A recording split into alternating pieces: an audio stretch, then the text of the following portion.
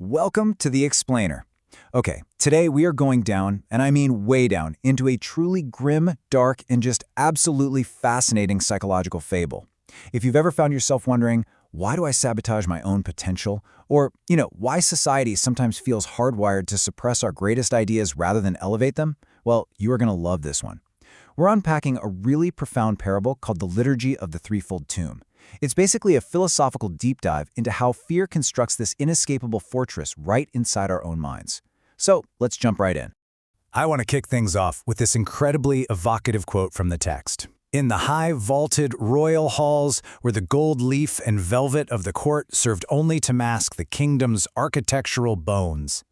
Man, I love that imagery. Today, we're going beneath that surface. We're leaving the conscious mind's glittering facade at the door and traveling into a terrifying, hidden realm where the real, gritty, structural work of the human psyche actually gets done. This really captures the core duality we're dealing with here. On the surface, you've got the persona, the gold leaf, the velvet, the festival lights of our conscious mind. Basically, it's how we dress up for the world, right? But underneath all that, you have the repressed unconscious, these pitch-black recesses and damp catacombs.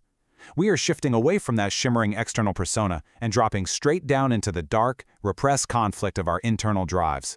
We're essentially stepping inside Sigmund Freud's structural model of the mind, but vividly reimagined here as a physical, fortified kingdom. In the philosophy of this parable, this deep, repressed layer is called the skeletal belly of the earth. Now, this isn't just some spooky basement. It's literally a permanent tomb for the soul's potential. This is the exact psychological setting where the foundational, rejected, stained blueprints of the kingdom, and, metaphorically speaking, of our own minds are heavily guarded. It's where all the messy, unpolished, yet brilliant designs we have for our lives get locked away, simply because they threaten the safety of the world as we know it. So, what does it actually feel like down there? Well, the atmosphere is completely suffocating. The text describes it as having the scent of bitter fertilizer, which is a powerful metaphor for historical trauma and the, quote, worthless scraps of slighted lives. Then you have the thorns of the past. These represent historical prejudices that actually manifest as a physical weight against the lungs. It's like you can't even breathe. This subterranean space isn't meant to grow anything new. It's practically engineered to nourish the twisted roots of the status quo and completely shut down any drive for exploration. Ruling over this suffocating domain is a figure known as the High Inquisitor. He is the ultimate architect of fear, and his heart is a fortress built entirely out of walls of exclusion. To make absolutely sure that no vibrant branch of change ever disturbs his rigid order, he uses a dark liturgy carried out by 3 terrifying gatekeepers. These Inquisitor Knights represent the physical structures of societal control, but more importantly, they are the literal manifestations of our own internal psychological repression. To keep everything on lockdown, the Inquisitor deploys 3 enforcers: the Jester Knight, the Bard Knight, and the Shadow Knight. Think about their distinct tools for a second: a cracked mirror, a dull lead lute, and a hidden trowel. Together, this terrifying trio serves as a grim, pitch-perfect allegory for the conflict between our internal psychological mechanisms. They're the active agents that the Inquisitor, who represents our overarching, desperate drive for safety, uses to completely neutralize the raw, untamed potential of our desires. Section 1. The Jester Knight. The trap of the gilded reflection. Now, the Jester Knight doesn't lurk in the dark catacombs. He actually hunts up in the conscious carnival streets, searching for the commoner by day who secretly harbors what the text calls the stained blueprint of a god. Basically, he's hunting the big dreamers. And his method? It is brutally clever. He wears armor forged from a cracked mirror found in the mud.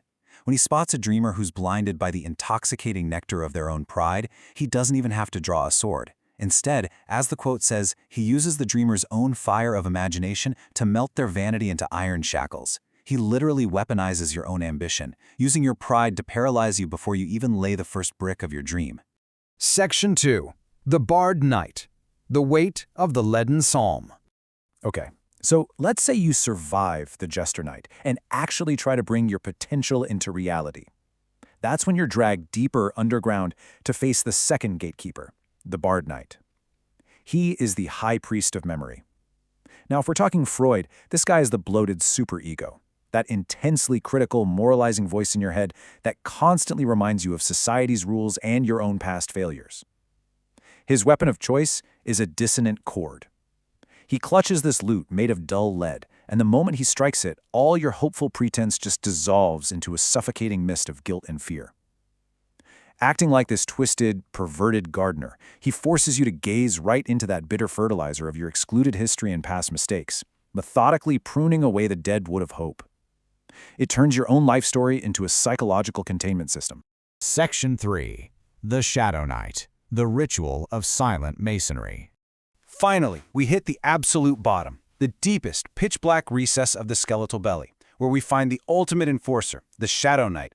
He wears a mask of silk and acts as the high priest of the ego. Look at it this way. If the Bard Knight is the superego paralyzing you with guilt, the Shadow Knight is the defensive ego, completely obsessed with self-preservation through a rigidly structured reality. His job is entirely structural. He carries out the High Inquisitor's messy design using a hidden trowel and heavy masonry. He zeroes in on those rare individuals who actually look past the cracked mirror and see the world as it could be. And the ego, which is absolutely terrified of the unknown that accompanies real change, reacts by throwing up its defensive walls. The Shadow Knight literally walls in the poison of your potential.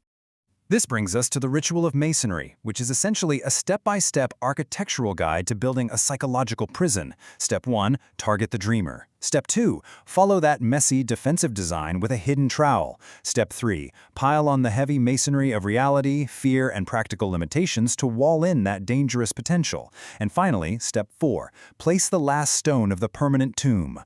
This stone masonry is the perfect metaphor for psychological entrapment, right? We become permanently imprisoned by the exact same walls our mind builds to keep us safe.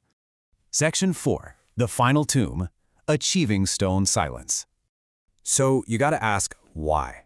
Why go through all this incredible effort just to bury an idea? It all comes down to this tragic alchemical inversion.